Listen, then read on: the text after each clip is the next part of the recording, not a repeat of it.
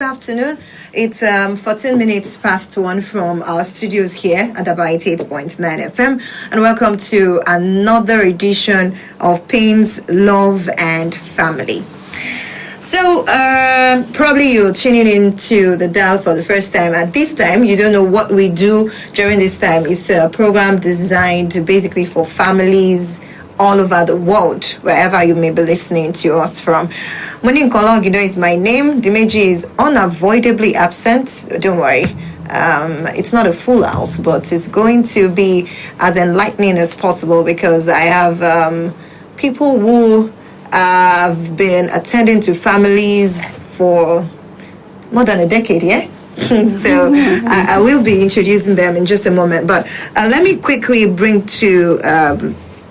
quickly just say this so that you could know the area we're going to look at today. And it's basically about different predictions for families during this virus lockdown. About people have predicted divorce, people have predicted baby boom, if you know what that means. People have predicted domestic violence as well. So it's all over the world, and for some couples this is one trying time because you are forced to stay with your companion and there is no side chick or baby mama anywhere. But hey, it's going to be that period where people will be learning how to cope during this season, especially for couples. So I'll quickly welcome our guests this afternoon. This afternoon we have Moninkanola and Debola Ibi Tokun in the house. Good afternoon.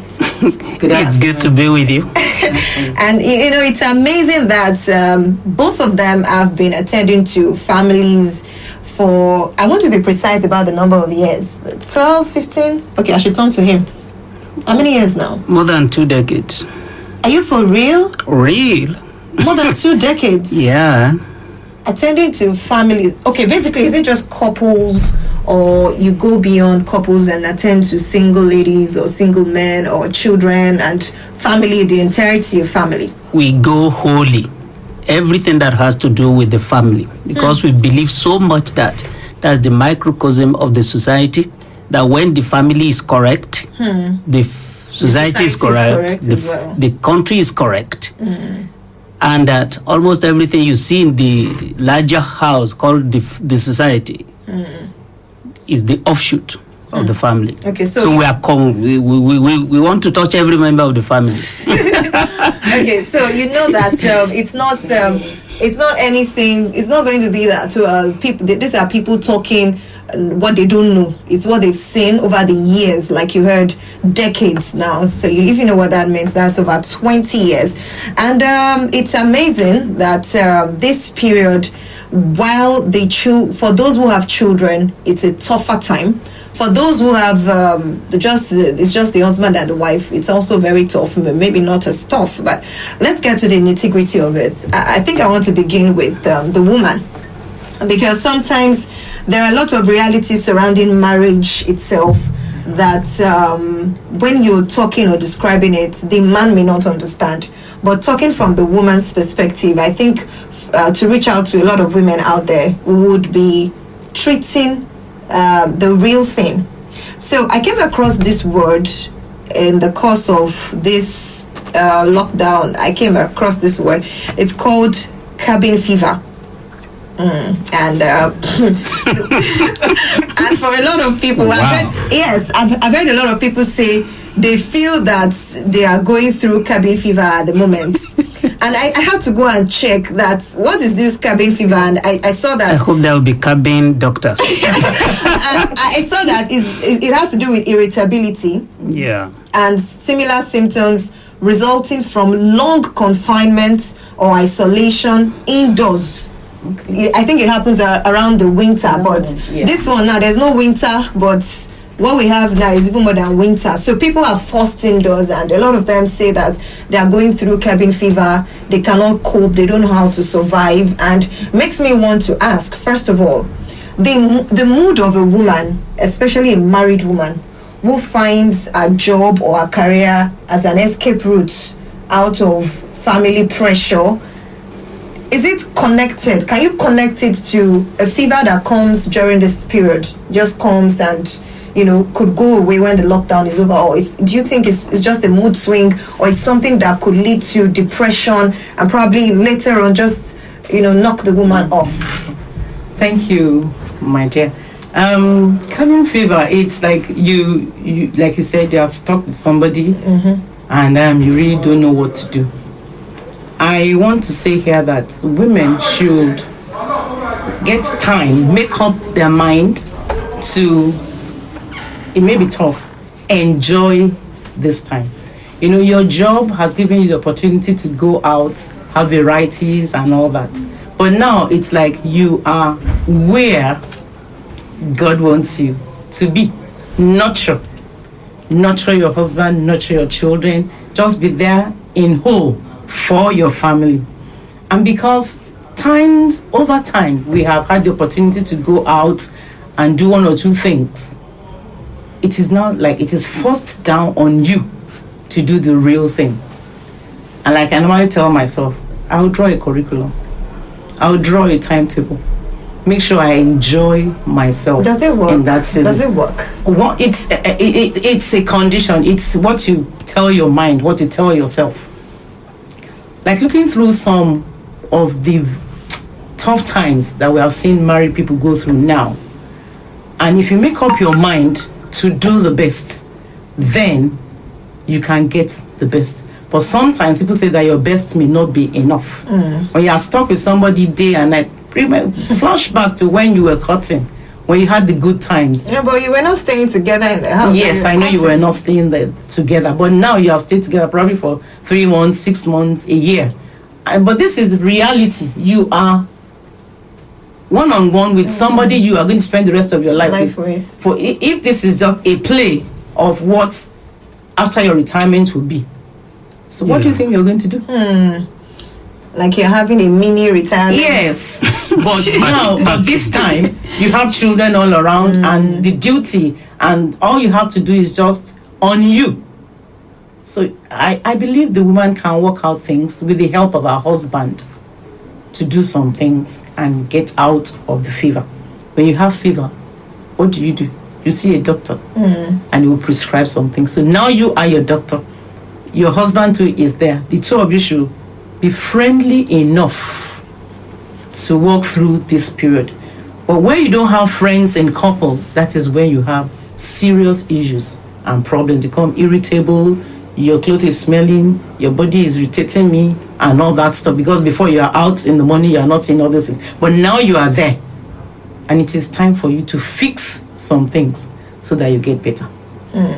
Okay, but I have different scenarios. Before I turn to your husband, I didn't say earlier, there are a couple, so there are a lot of questions that we're going to ask them as regards, you know, the husband and wife thing is a reality, because when people are coming on the show and they are not a married couple, we could answer different questions and get different answers. But so it's good that we have you both as a couple on the show. So I have different scenarios now. For a woman who is probably the breadwinner of the family, and in that house, her husband, of course, she lives with her husband, children, and it happens that her mother-in-law is living with her.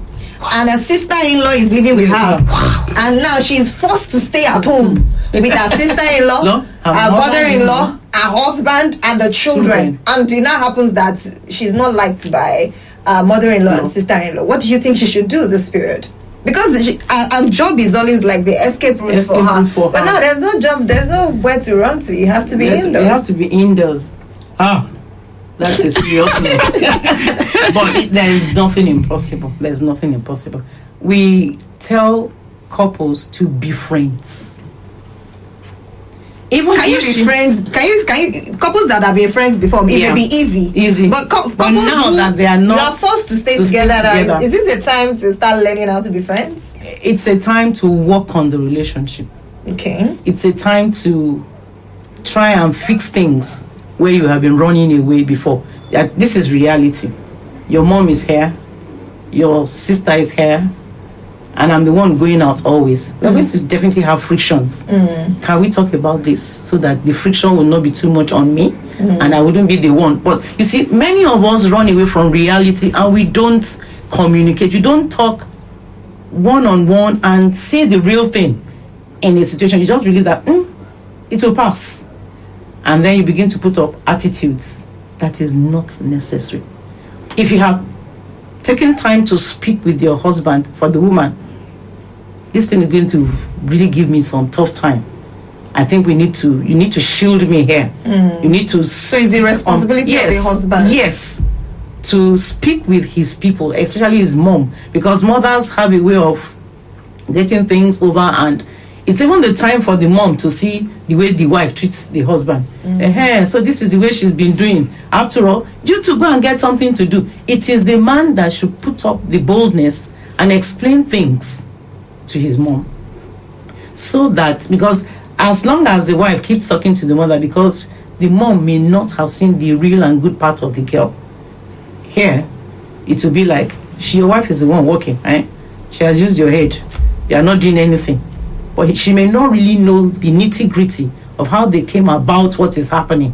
So it is the opportunity, great opportunity for the man to allow the mom to see what is going on. And if she is now not trying to understand, the two of them should lock together, be one, and let her see what is going on. But so or far, else the woman will be in trouble. Everything she does is going to be foul.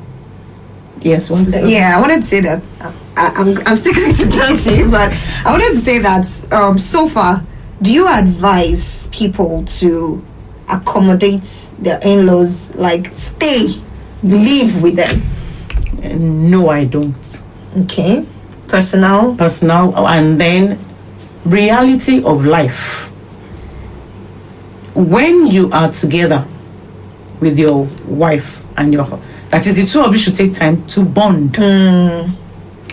If that bonding is not strong, when your in-laws come in, each person will defend his own.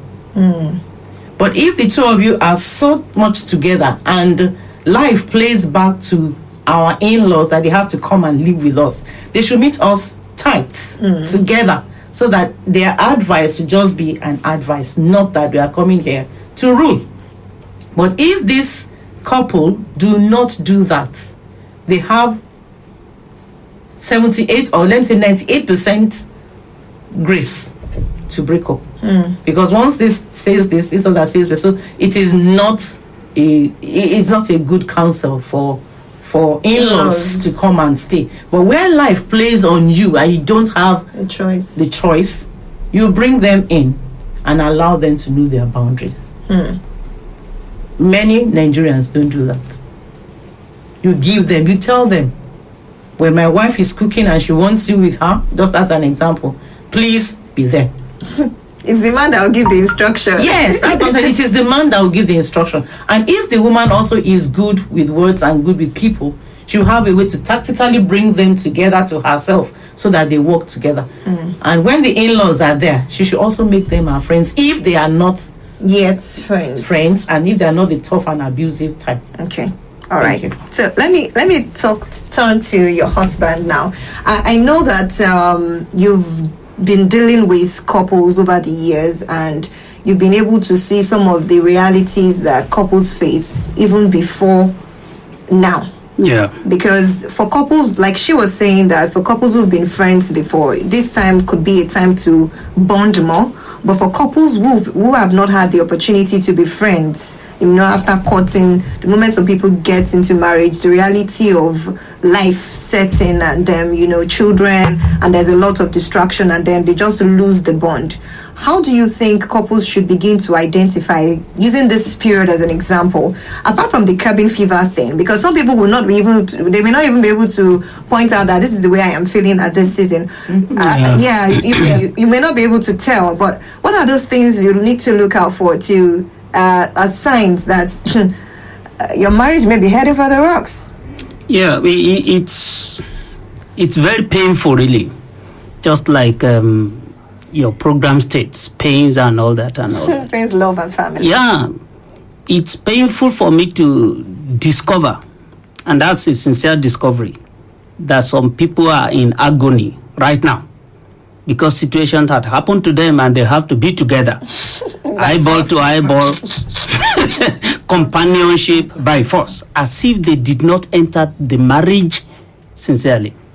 And honestly, you now see that they were not genuine friends from the beginning. Some have used, especially outside Ondo State here, where people are actually on the real serious lockdown. We still have opportunity. At least we are here now. There are people you can't be in another place. You just have to be with your wife. You just have to be with your children.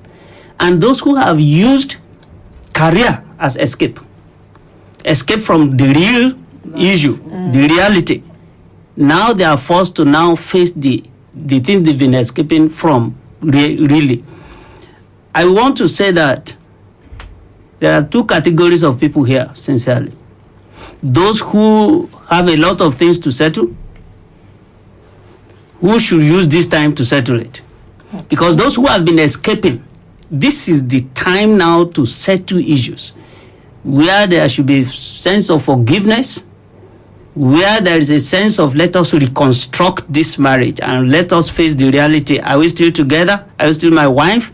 Is it the same person that carried me on my honeymoon and all that? And are we still the same? Or I'm already, my heart is set on somebody else? If they will not face it now, they will possibly divorce. And of course, love is an action word. Such an action will not fail at this time, because if you've been coping or just trying to endure, now that you are together and there is nowhere to escape to, the reality will be, please, I'm tired of you. Hey, do you not know that I'm tired of you too? And they will discuss, and there is emotional battery, there's physical battery, and all of them, they are just praying, please, let this one be over so that we can get the court involved in this matter and we are off. But that is not correct. You see, attitude matter at a time like this. Some people will waste this time, and that's the sorrow in my personal heart. Where some people also will make the best opportunity for a time like this.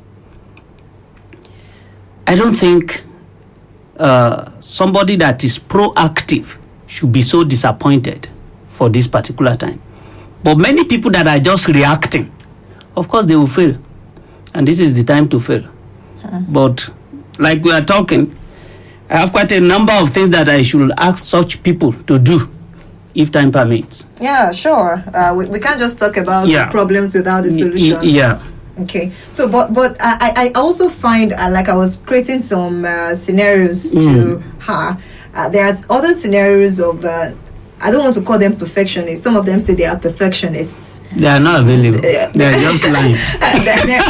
there are these near perfectionists. Let me just use that word. It's just an attitude. Near perfectionist men. Okay. Who I'm not trying to do anything gender thing, but we know some of them who cannot cope with when you're anything that is far from perfection. Exactly. No, so now this is the time you are home with your wife and the children, and you see a lot of flaws, you see a lot of turning the house upside down, painting the house black instead of the way it is white, and and a lot of other disorderliness in the home at this time. How do you speak to that kind of man who I'm excited with such people? Oh, really? Honestly. Okay. Because I always use the opportunity to show them how unfriendly they are. Okay. A perfectionist, like Mike Murdoch would say, the things that infuriate you is a signal to the problem God wants you to solve. So a perfectionist is this person who says, this is the way I want it. This is the way I want it. I can't endure that. If this is less than what I want, fix it. How? Good. Let me pick, you want a good food. Perfect salt, whatever, and so you pick it, nothing to complain about. A perfectionist doesn't want to complain. So that which you are complaining about, like the food, hey, I do not enjoy it. Tomorrow I take over the kitchen to prepare what I like. I don't know how to cook. And you are complaining. Good. And you are complaining. It's not correct. You see, when marriage is put together, it's essentially for companionship, friendship. You are already in the same ship. Call it relationship, friendship, fellowship. That ship, you are in it. You call yourself a perfectionist, which means you know what should be. Okay. If what should be is not made possible by your partner, make it possible as a certificate. I am friendly. Marriage is not for people that are not lovable. Most perfectionists, in quote, they are not lovable. They present themselves not to be able to do things that will not enter into power, but they do. Just like not being able to do things for other person when they perceive it is not correct. What stops a man from sweeping the floor and make it so neat that the wife will say, wow, and finally said, see, what I was telling you was that's the way I like it. At another time, what was the way you ironed, I don't just like it. Please, I will do it this week.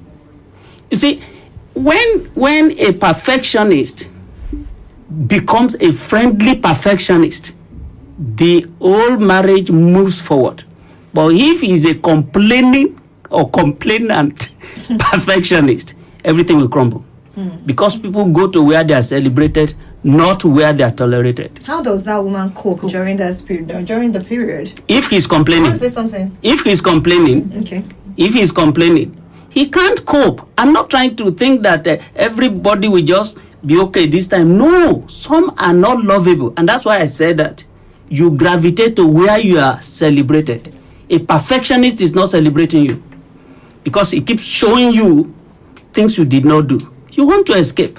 But you're in the marriage already. and is that not the reason why there is divorce and separation? And like you rightly said, some already are canvassing for it. But I rather wish that they use this time to actually calm down and settle conflicts. My addition is, he said that the man should teach or should show. I want to say that if you really love your wife, it's a time to teach her some things you've been complaining about. I like this place to be tidy. These boys, they just throw their shoes and all. That's one scenario. When he comes, or he probably is sleeping and he came out and saw the sitting room or their resting place that is all upside down, is infuriated. Call the young the children, say, come, let's clean up this place. Though he's in pains. At that time, the woman will be feeling uncomfortable. Do you know? So by the time he has done that, and they pick it together, the mother will join them. The wife will join them and say, okay, can I? With that, they have some body language that says, don't you know what I've been telling you all this is? But at least he has taken a step to show how to do it. And so he should also take it upon himself to do it regularly. This is the time he can do his own teaching. He's always out of the house. They are both out and they come together. He makes the place clean and all that. But the cleaner is not coming in now. But he knows how to do it. Even if he doesn't, he knows that he should pick things up. Is it not so? So instead of shouting and screaming, can we pick these things together? No, daddy's back is not that strong, so can we do that? Just make, yes, fun out of all this. But the moment you're tensed up and you keep holding everything together, you can't smile and nobody wants to be near you. Teach in love and then show. Some of these things, children pick what they see better than what they are taught.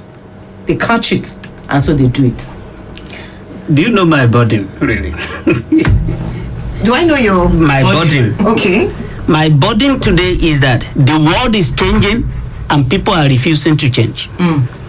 Roles and responsibilities in marriage, they are overlapping at this point. And so you cannot pretend about it. The days are no longer here when you see a wife that is at home 24/7 and all that. Husbands go to work, wives go to work, they both come back. Should that not be something for us to think about? In which case, we should combine efforts, combine intellect, combine will and wish and desires to make sure that everything is working together for the good of the home. And so when you say somebody is this, marriage is to complement. Yeah, we It's not. forget that. We should not forget that one. So when you see somebody not doing very well, where you want him or her to do very well, it is your duty, because you married him or you married her, to sharpen him or her up, and that is marriage. To complement, to make sure that everything works well, to complete the other person. As a matter of fact, that is how to add value. When you are not adding value to the person you marry, you are not marriageable. Yeah. I also want to chip in here that the wife can also lovingly speak to the husband and let them work together on what makes him irritable, on what puts him off. Work together, work at it. Just speak with her and let her know. And by the time you're doing that, you're not judging her. I'm not saying you don't know how to do this, but you come up lovingly telling her the things that you love to say. That now this time we're together, I think we should be able to work on this. And but most couples, many couples, don't do that. They just as if you want your spouse to know what is on your inside, to be able to predict, to say this is what he's thinking about. But once you don't verbalize it, you don't communicate, she cannot know. And so there should be smile always for the one that smiles, and the one that doesn't smile should receive the smile with love and know that this person is not coming to judge me. They should talk about it. Okay. Oladimeji seems to be around now, so he's going to be on the show. He's going to be joining us on the program, and the questions around this, there are lots of questions. So I'm going to take this break. When we come back, Oladimeji is going to join us on the program for other questions. Stay with us.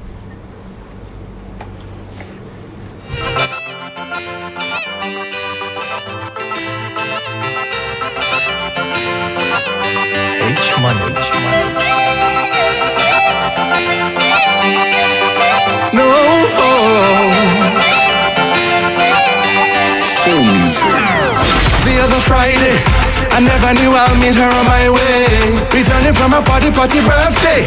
Baby, I hold her down, see my mind, say now maybe the one where they text you. Politely, they address you. Remember me, baby, some call me Atalade. Baby girl, you go to Katipade. Just wanna be with you anywhere you day, any day, every day. Girl, when I think I might feel I'm you. Hey. When I think I might feel I'm you. Every day. Yeah. She no regular, she no cheap either. Give me that special fever. She no regular, she no come on. Baby, the special one. She no regular, she no cheap either. She dey give me that special fever. She no regular, she no come on. Ooh, you're the special one. And I said to her, girl, I need you. Every day, when I see you, you're messing up my mind, make me wanna press rewind, girl. To the first time I saw you, oh, I knew you were the one. And anything that I must do, say, baby, I'll get it done. Baby girl, you go to Katipade. Just wanna be with you anywhere you day, any day, every day. Girl, when I think I might feel I'm you. When I think I might feel I'm you every day. She no regular, she no cheap either. Give me that special fever. She no regular, she no come on. Baby, the special one. She no regular, she no cheap either. She dey give me that special fever.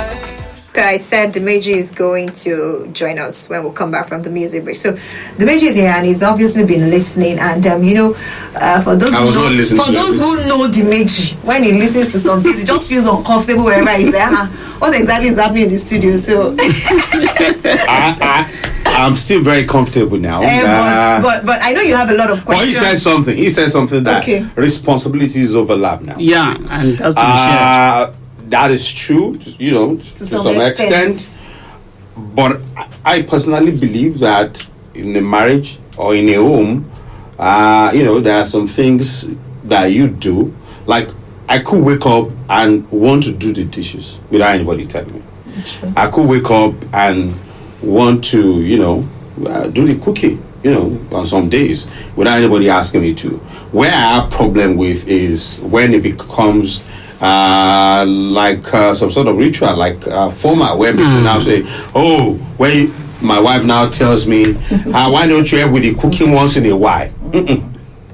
Because you are not helping with the school fees once in a while. I will not let you help with the school fees once in a while. I will not help you. I will not let you help with, buying food items once in a while, taking care of the home. So I believe that those are my own responsibilities as a man. That's why I go out every day. No matter how tired I am, I will still come back, help you pan yam, help you do the dishes. But don't come and tell me that help me once in a while. Don't make it formal for me. Okay. Let me just wake up. I was telling you, okay, Saturday morning I woke up, I mopped the house. Let me just do it from within. Don't make it compulsory for me. Sincerely, sorry, for a woman in her right senses, she wouldn't do that. No woman will do that. Won't ask you to, is your duty, or can you please? A woman in her right. Yes, I've seen women. I've seen families where there are issues. Maybe their pastor is trying to settle for that. And women say things like, "Help me tell you once in a while. You should help with the cooking. You should help with fetching water. You should help with all of that." I don't feel comfortable with that. I'm very sorry. I don't feel comfortable with that. Please don't be sorry. Actually, when I see such situations, I see the kind of family as not being friendly enough. You see, you could sleep together. You could have fun together, you could discuss together, and so when it comes to issues of roles and responsibilities, why should it become something of a friction? For example, the balance is also that roles must be understood by the two of them. Yes. Children going to school, how do we take care of them? In fantastic families, they meet periodically, they discuss. It's not a one-man business whereby this person is just running. It's sad to speak today that quite a number of men die before their wife because it's too much stress. You're talking. There's too much stress. And they don't have to, because I've discovered many of them, when they become widows, the same thing that killed the man, they are now able to cope. So, put all these roles and responsibilities together as friends. Very traditional men find it difficult to say we are friends. Yes. That's another issue for another day, possibly. Now, but if you are friends, you bring in money, I'm bringing money from my work. It is a joint responsibility to parent these children. What are your good points? What are your strengths, your weaknesses? Believe me honestly, there are some men that are more strengthened to raise the children than the woman. That's true. So, and I feel that the family must be positive enough to understand these checks and balances and cooperate, but under the leadership of the man. And so, what happens if the woman does not see the man as the leader? That's stressful. That's very stressful. She sees the man as a co-equal. That's stressful. Because in fact, from what I believe, from a traditional perspective, from religious perspective, it is not so. And if you look at our society, if you don't belong to the religious society, you belong to the tradition. The tradition places the man ahead. Not just to be the headmaster, but to be a leader. Servant leader, proactive, leading them correctly. And he will do that sufficiently when the woman is submissive. He doesn't want anybody to come and begin to create stress for that leadership. A leadership that is not accepted will create trouble for the leader. Okay, let me ask you this because before I go to Madam. Yeah. We're talking spousal abuse. Oftentimes what I hear when people talk about spousal abuse, they focus mainly on women. They focus on the victim as women. Okay. We'll still talk about that. But my question now is, what happens in a situation where the woman keeps in a situation where a man, okay, let me put it this way. Oftentimes when a man, how would I put, violates his wife, or there is violence in the home and it comes from the man, the woman is a victim. Oftentimes people put it at the doorstep of the man. Yeah. Whatever happens, you should be able to control yourself. After all, you are a man. Whatever happens, you should be able to control yourself. Sure. Do you think that maybe years of pent-up anger, yeah, where a man is gentle, is calm, and he has seen it all, he has faced everything, he has been mentally harassed, traumatized and all that, and then it couldn't just cope anymore, and then it snaps. What happens? Would you at that point still put the blame at the doorstep of the man and say, he should be able to control himself? Imagine you are just talking to a very balanced person on this issue. I'm sincere. Many of such cases, because I entertain such cases in my office, and usually because the woman is a very emotional being, she's the one who we call. Hey, he has killed me. He has killed you, only for you to still hear the voice of the one that has been killed. And then you say, please, what is happening? Please, can you come over? Many of such cases that I've attended to have been able to point out that the woman started the battery. And it was not a matter of physical battery, it was emotional battery. And many of such cases, it was when the man does not know how to now react. Please, you're supposed to actually submit. You are supposed to be following me. Now you are battering me emotionally. Nobody sees that. Many men will not be capable to verbalize all of their anger like the woman will do.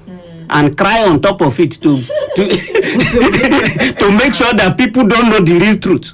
Now, when the anger of the man now got to a point, okay, you talk so much, I can't talk like you. Now, I have more strength, and they have more strength. Muzzle. A little of such demonstration, the whole world will hear. And when the world hears, don't forget that they can talk better. The world wants to appreciate them. They want... As they're even explaining, they're already crying, shedding tears. Man is not given to all those kind of emotions. Very logical beings.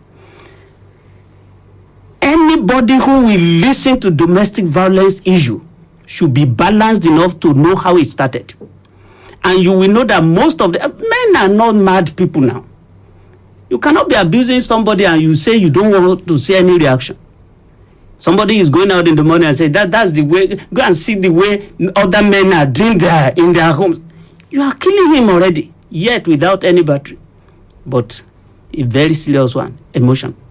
So please, this had to be balanced.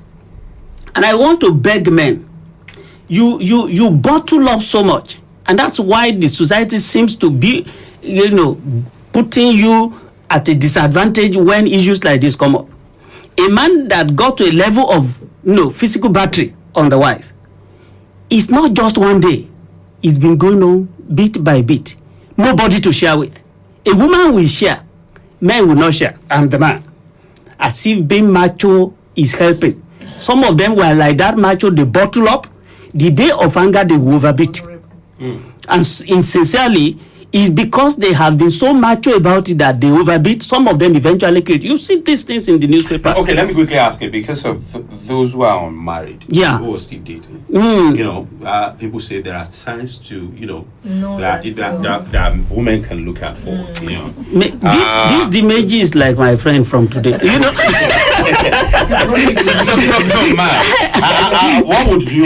How would you advise young ladies, to look out for some of these signs in the people they are dating? On my list, I have this.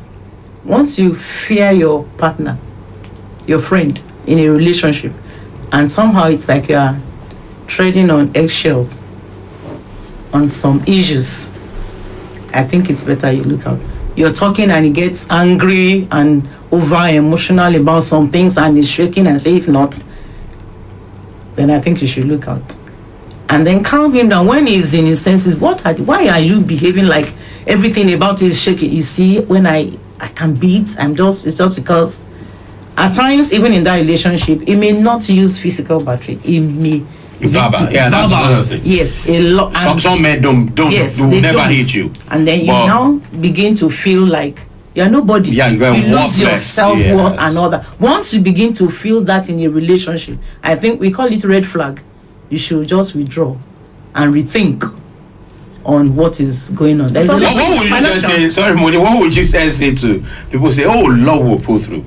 That they will pull through because there is love. I was going to say some people will still go ahead and get into You can't change anybody. You can only change yourself. Say it again. You cannot change anybody. You can only change yourself. Yeah. Most ladies will say, "Okay, I'll walk through," because they have this mind. Women are tough. They can bear things. Keep saying, "Okay, he will change. He will change." But at the end of the day, he will not change. So she will now leave to adjust and adapt to that. And when it now blows up, that is when you now hear their voice. But before you go into that relationship, once you have talked about it once or twice, you don't like pastors, but you can also bring somebody in, not necessarily per se. When somebody hurts you, bring somebody in that is a friend. You talk about it. And if you cannot reconcile issues, there are men out there. You don't have to. Okay, now you say people don't change. You can only change yourself. Yeah. Okay. What about a marriage that has gotten to that stage, and then he mentioned something that this is the way I put it in my own words, that there is no reaction without an action. There must have been an action. Action and reaction. Now, if a man gets angry, and let's say for instance, why he gets angry is that he does not want you to lie to him. And the wife continues to lie to the husband. And anytime he finds out, he gets angry.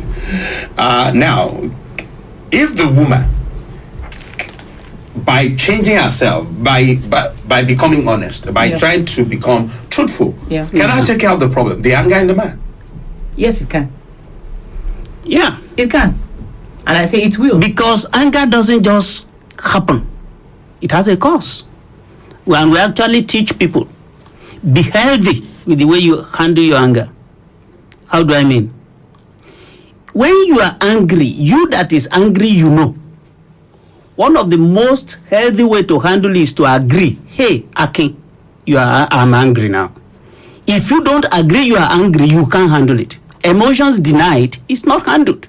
Now, if you agree you are angry and you know there is a tendency to go wrong, to escalate, you know how to find a way to calm down. And let me inform you, almost everybody that gets to the other side of anger, when they calm down, they know that there is something inside of them that can be stimulated for them to calm down. But they do not. No discipline about it. And it all starts from the fact that, well, I'm still not angry. Even your voice is angry. How do you then have that discipline, that self-control? Beautiful. That key, that knob that you turn and say, hey, I'm angry, but then let me calm down. How do you do that? Fine. You see, it's a sincere. When you are sincere with yourself. But at home, she will tell me sometimes when I don't quickly realize that I have become angry, I say, hey, we are just two here. Your voice is already. And that's like reminding me, you know that when you are angry, you calm down. Your voice goes up. There are things that will follow. Maybe some will become moody, some will become quiet, some will begin to show attitudes. Some will not talk to you. We will not talk. Yes. Some will actually go into silent treatment, like you just said. Now, the one that is angry must be trained himself. I mean, he must train himself to know that, hey, Aki, you are no longer the same. You are angry. Don't wait till somebody come around to tell you. Like my wife would tell me that, hey, it seems as if you don't know that we are just two here. This voice.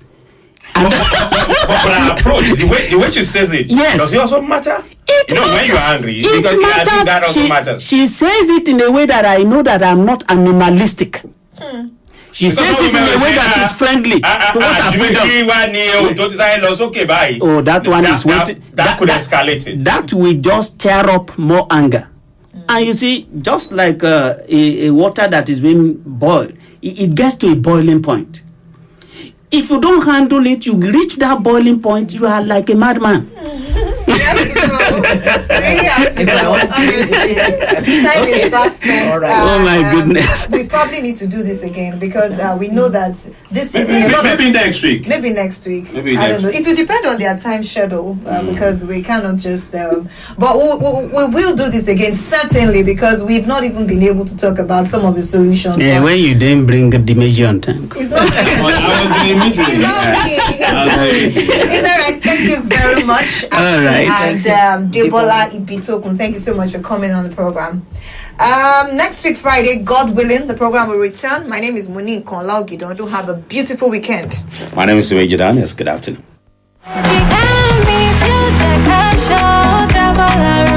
The way you've always been there when I need you the most. Let me only while I feel inside me, my alone.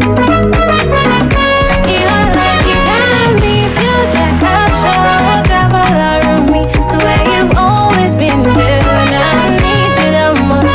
Let me only while I feel inside me, my alone. When I go on a journey of love, tell me, baby, would you stay or would you run away? When the going gets tough and the tough gets going, tell me, baby, would you go or would you stay with me? You're my everything, you are all I need. Baby, you're all I need. Let that look so awkward. Let nobody put us under, baby, don't look for. Adaba 88.9 FM.